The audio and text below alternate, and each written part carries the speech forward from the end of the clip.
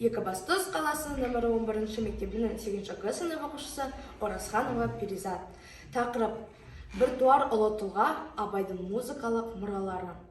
Хакім Абайдың музыкалық мұрасы. Өлмейтұғын сөз ғана емес, өлмейтұғын ән қалдырған. Хакім Абайдың музыкалық мұрасы абайтану ғылымының бірде-бір сүбелі саласы. Ғылыми жұмысының мақсаты Абайдың музыкалық мұрасын танып білу, Абай әндеріне талдау жасап отырып, олардың көркемділік ерекшеліктерін айқындау. Зерттеудің өзектілігі Абай әндерінің өзіндік ерекшеліктерін танып, оларға талдау жасау. Жұмысымыздың өзектілігі болып табылады. Ғылыми жұмысының ғылыми жаңалығы Абайдың музыка саласына қосқан үлесін айқындады. Оның әндеріне кеңінен талдау жасалынған. Абай әндері: табиғат, өнегелік аударма, сыншыл махаббат. Сазгер әнші Абай атамыз өзіндік мінезімен ерекшеленетін күйлерді де өмірге әкелген. Бұған куә күйлері: май түні, торы жорға, майды қоңыр, Абай желдірмесі күйлері, уақытнамалық кесте. Уақыты 1880 жылы жер үстінде жарғай әні шыққан. 1919 жылы 1920 жылдары Абай әндері ел ішіне ауызша тараған. 1926 жылы музыкалық этнография деген жинаққа Абай әндері енгізілген. 1939 жылы Абайдың немересі Мекен атамыздың айтуында Мұхтар Әуезовтың ұйытқы болуымен Абайдың 16 әні нотаға түскен. Абай әндері: табиғат, махаббат, үлгі, өнегелік әндер, аударма әндер, сыншыл әндер. Ақын әндерінің динамикалық белгілері: Абайдың музыкалық аспаптары. Айттым саған сәлем қаламқас, Абайдың 1889 жылы жазған өлеңі. Әрқайсысы 4 тармақтан 10 шумақтан тұрады. Өлеңді ақын жастықты, сұлулықты, ғашықтықты жырға қосып, бірін-бірін сүйген екі жасы сеніспеншілігін, ішкі сезімдерін ашып көрсетті. Өлең 7-8 буыннан қара өлең ұйқасымен өрнектелген. Алғашқы рет 1909 жылы Санкт-Петербургте жарық көрген. Абай бұл әнмен қазақ халқына, әдет-ғұрпына, салт-санасына, танымына, дәстүріне қайшы келмейтін, сәлем хат атты жастықты, сұлулықты, махаббатты жырлайтын жаңа бір поэзиялық музыкалық жанрды дүниеге әкелді. Көзімнің қарасы Абайдың 1891 жылы жазған өлеңі. Әрқайсысы 4 тармақтан 22 шумақтан тұрады. Ақын шығармашылықты өзекті тақырыбы махаббат мәселесі. Бұл өлеңді ерекше ыстық сезіммен, Абайға тән шеберлікпен өрнектелді. Ғашығына деген ішкі сезімі де ірікпен айтқан. Жігіт сөзінен үздікке жүрегі лүпіл-тағат. Таптырмай тынышын қашырған, бір ысып, бір суған іңкәр ниет, алабұртқан көңіл күйі сезілгендей. Ғашықтық сезімі жүрек ара-жарасына айналған. Оңайлықпен жазылар емес, қыз айтулы сұлу. Алғаш рет 1909 жылы Санкт-Петербургте жарық көрген. Қазақ ақыны Ибрахим Құнанбайұлы өлеңі атты жинақты жариялаған. Абайдың нотаға түскен әндері мен күйлері. Құнанбай қажыға арнау. Абайдың күйі, торы жорға, көзімнің қарасы, майда қоңыр. Қорытындылай келе, Абайдың ақын болып қалыптасуына әдеби ортаның әсер ақыны өз әулетінің ықпалына екпін берілді. Қашанда басқалардан да оқ бойы озық тұратын Абайдан шыққан тегіне, өскен ортасына, ақындық жолда өзіне рухани азық жол серік болған әдеби айналысына жете мән беруімізді түпкі мақсат белгілі бір дәрежеде өз ортасынан, айналысынан рухани нәр алып жетілген. Кейіннен кемеліне асып, қазақтың қара өлеңімен әлем әдебиетіне биігіне шыққан ақын.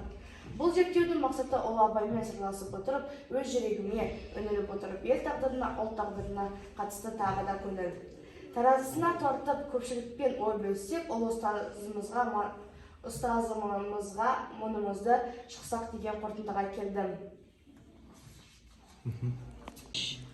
Екібастұз қаласы нөмірі 11 мектебінің 8 Г сынып оқушысы Оразханова Перизат. Тақырып: бір туар ұлы тұлға Абайдың музыкалық мұралары. Хакім Абайдың музыкалық мұрасы. Өлмейттігін сөз ғана емес, өлмейттігін ән қалдырған. Хакім Абайдың музыкалық мұрасы абайтану ғылымының бірде-бір сүбелі саласы. Ғылыми жұмысының мақсаты Абайдың музыкалық мұрасын танып білу. Абай әндеріне талдау жасап отырып, олардың көркемділік ерекшеліктерін айқындау. Зерттеудің өзектілігі Абай әндерінің өзіндік ерекшеліктерін танып, оларға талдау жасау. Жұмысымыздың өзектілігі болып табылады. Ғылыми жұмысының ғылыми жаңалығы Абайдың музыка саласына қосқан үлесін айқындады. Оның әндеріне кеңінен талдау жасалынған.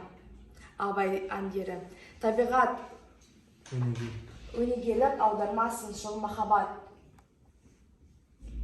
Сазгер әнші Абай атамыз өзіндік мінезімен ерекшеленетін күйлерді де өмірге әкелген. Бұған куә күйлері: май түні, торы жорға, майды қоңыр, Абай желдірмесі күйлері, уақытнамалық кесте. Уақыты 1880 жылы Жер үстінде жарғай әні шыққан.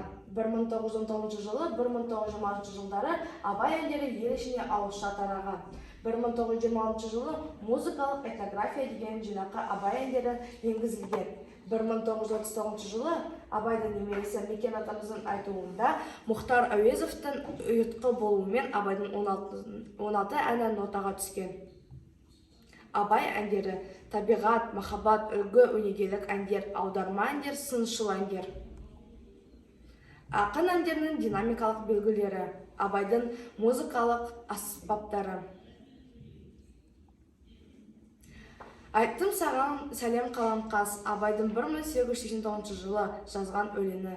Әрқайсысы 4 тармақтан 10 шумақтан тұрады. Өлеңді ақын жастықты, сұлулықты, ғашықтықты жырға қосып, бірін-бірін сүйген екі жасы сеніспеншілігін, ішкі сезімдерін ашып көрсетті. Өлең 7-8 буыннан қара өлең ұйқасымен өрнектелген. Алғашқы рет 1909 жылы Санкт-Петербургте жарық көрген. Абай бұл әнмен қазақ халқына, әдет-ғұрпына, салт-санасына, танымына, дәстүріне қайшы келмейтін, сәлем хат атты жастықты, сұлулықты, махаббатты жырлайтын жаңа бір поэзиялық музыкалық жанрды дүниеге әкелді. Көзімнің қарасы Абайдың 1891 жылы жазған өлеңі. Әрқайсысы 4 тармақтан 22 шумақтан тұрады. Ақын шығармашылықты өзекті тақырыбы махаббат мәселесі. Бұл өлеңді ерекше ыстық сезіммен, Абайға тән шеберлікпен өрнектелді. Ғашығына деген ішкі сезімі де ірікпен айтқан. Жігіт сөзінен үздікке жүрегі тағат. Таптырмай тынышын қашырған, бір ысып, бір суған іңкәр ниет, алабұртқан көңіл күйі сезілгендей. Ғашықтық сезімі жүрек жарасына айналған. Оңайлықпен жазылар емес. Қыз айтулы сұлу. Алғаш рет 1909 жылы Санкт-Петербургте жарық көрген. Қазақ ақыны Ибрахим Құнанбайұлы өлеңі атты жинақты жариялаған. Абайдың нотаға түскен әндері мен күйлері: Құнанбай қажыға арнау, Абайдың күйі, торы жорға, көзімнің қарасы, майда қоңыр. Қорытындылай келе, Абайдың ақын болып қалыптасуына әдеби ортаның әсері ақынның өз әулетіне ықпалын екпін берілді.